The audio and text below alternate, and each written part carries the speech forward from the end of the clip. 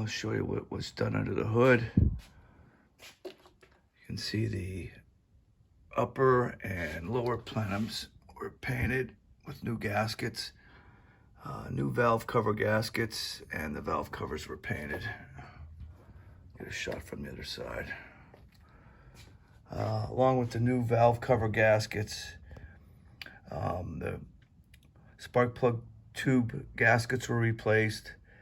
The half moons were removed, and Toyota FPIG was used to reseal them, and also the cam plugs were replaced. So there's no leaks. That's a big problem with the Toyotas. They all have leaky valve cover gaskets. It's not a real big job, but you have to rip all this stuff out and rip the whole top of the engine off. All this, just the upper plenum and the lower plenum. And let's see what else. When I did that, new air filter. I cleaned the MAF. I cleaned the throttle body. I cleaned the upper and lower plenum. Let's see what else. The spark plugs are recent. The wires, they're original, but they ohmed out fine. The coils are new, 3 new coils. And let's see. Power steering, that was flushed. Engine oil was changed, oil filter. Brake fluid, that was flushed through the whole system. You can see it's nice and clear. It's got a fairly recent battery. It's in good shape. Oh, let's see what else. New belts for the alternator, the power steering, and you can't see it down there, but the AC compressor. There you can see a little bit of it right there. And while we're talking about the AC, that's a new AC compressor, new condenser, AC condenser, and also a new receiver dryer. And the radiator is recent, and that was flushed with 10 gallons. Well, the whole system was flushed with 10 gallons of distilled water, and it was filled with peak antifreeze, Asian fluid. And let's see, timing belt. Timing belt was replaced. The idler pulley, the tensioner pulley, the water pump gasket were replaced. And if you can see down there, the thermostat was replaced. The thermostat gasket was replaced. The thermostat housing was replaced. The lower radiator hose was replaced. And I only used the Toyota tension clamps. You can see this upper one was replaced also. See the tension, these were much better than those ones that you turn with a screw. They're gonna fail or they'll come loose. These are tried and true. Let's see, did the brakes. There. New air filter. Here's the timing belt. It's an ASIN. I use all ASIN or Denso when possible. Both ASIN and Denso are Toyota parts suppliers. If you work on Toyotas a lot, you'll see ASIN and ASIN, and you'll see Denso on a lot of the parts.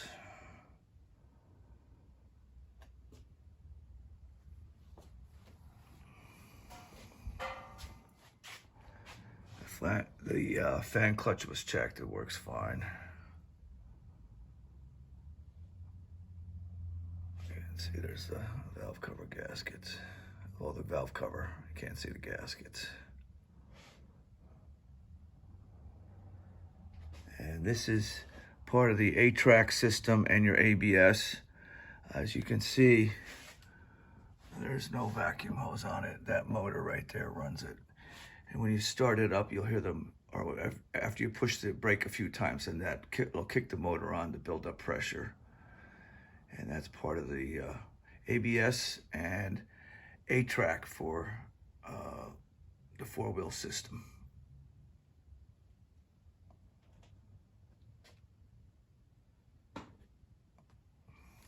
Here's the coolant here. You can see it's the red stuff, the Toyota red, or, well, it's a Toyota red replacement, but it's that,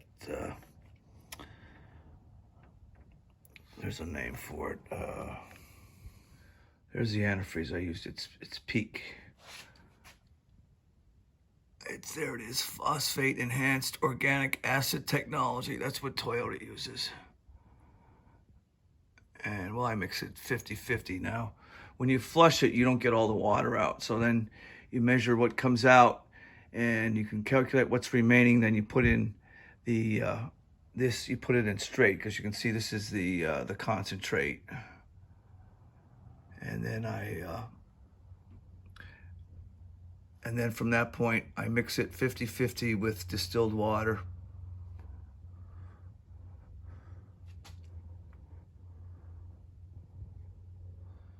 This is what I used. It's Toyota FIPG, form in place gasket.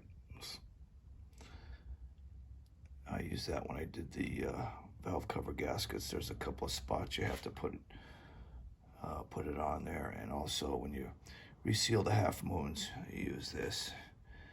And I forgot to mention, there's a new PCV, positive crankcase ventilation valve, a PCV valve right there, and a new grommet.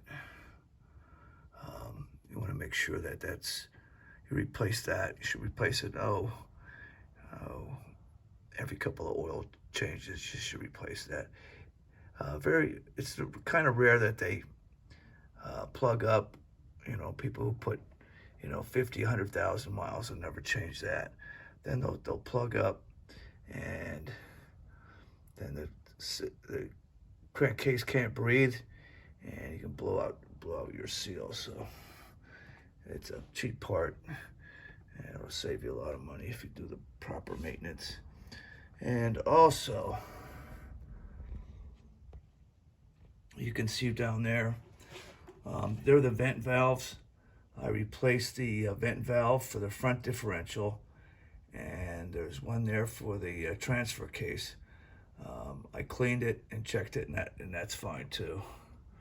They're just check valves to release the pressure on the differential and the transfer case. When they get hot, they build up pressure from the oil, the gear oil. Also, I replaced the one in the rear diff also. That's real important too. If you don't replace that, you can wind up blowing out some seals, and it'll be an expensive job. So it's a cheap part, and if you do the proper maintenance, you won't have any problems. Also, the transmission, it was 2X drain and fill. I use this in all my Toyotas. I've been using it for years. And when I work on Toyotas, this is what we use when we do the transmission fluid. It's full synthetic. I use all full synthetic oil, full synthetic automatic transmission fluid. Also, this goes in here too. That's Dex 3. I use full synthetic in there. The brake fluid, that's full synthetic. The oil's full synthetic. And, well, the antifreeze, that's per Toyota's specifications. days of using dinosaur oil are gone. I mean, people use it because it's cheap, but I work on a lot of engines, and when you pull them apart, if they've been running synthetic, they're nice and clean inside. If they've been running the old dinosaur oil, so they're all sludged up or they're pretty dirty inside where it stains, and when it gets hot, it starts to sludge and leaves deposits. So even if on older vehicles you can run synthetic, it doesn't matter, and it won't hurt them, and you'll be a lot better off.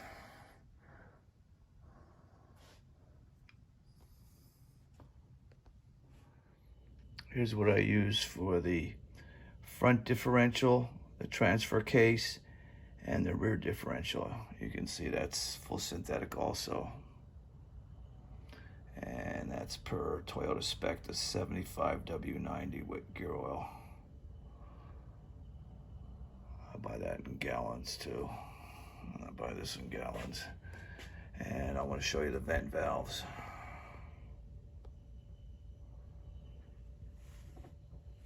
There's the shiny one, that's new. That's for the front differential.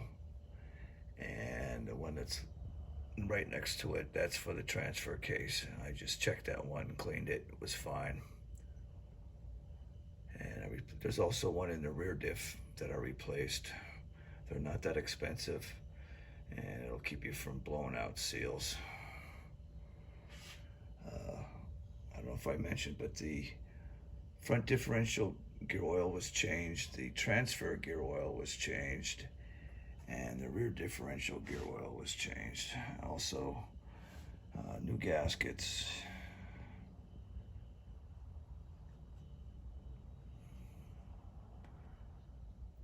And whatever I do, it's per Toyota specifications. I have their service manual. That's my Bible. And then you know it's done right. Even all this work here, that was all torqued to spec, the valve cover gaskets, the plenums, and especially the timing belt. And right down, I don't know if you can see it, right down the bottom there, it's a crankshaft pulley, or they call it the harmonic balancer. That was torqued. It was like about 217. I think Toyota had like 214. I think I torqued it to 217, which doesn't really matter if you're off by a few foot-pounds when you're in those high numbers. Even the lug nuts, they've been torqued to 85 foot-pounds. And I'll tell you, when I'm working on cars and I go to take the lug nuts off and they're on there so tight, a lot of these mechanics or these guys that just change tires all day, they take that impact gun and they just hammer on those. And you can not only ruin the lug nut, you break the stud, ruin the stud, and also you can warp the rotor if they're not torqued properly. So, I mean, torque in many cases is very important. I mean, like when you're putting this on, I mean, you can just do it by feel. You don't really have to torque that. But when it comes to engines and critical parts, it's very important that you look up the torque. So it's in the service manual. It's a new cap there.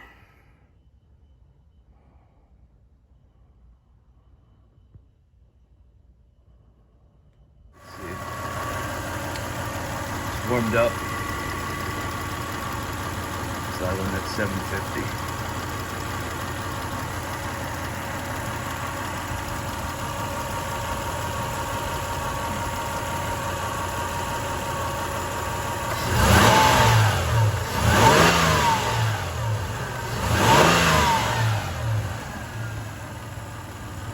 Engine runs perfect.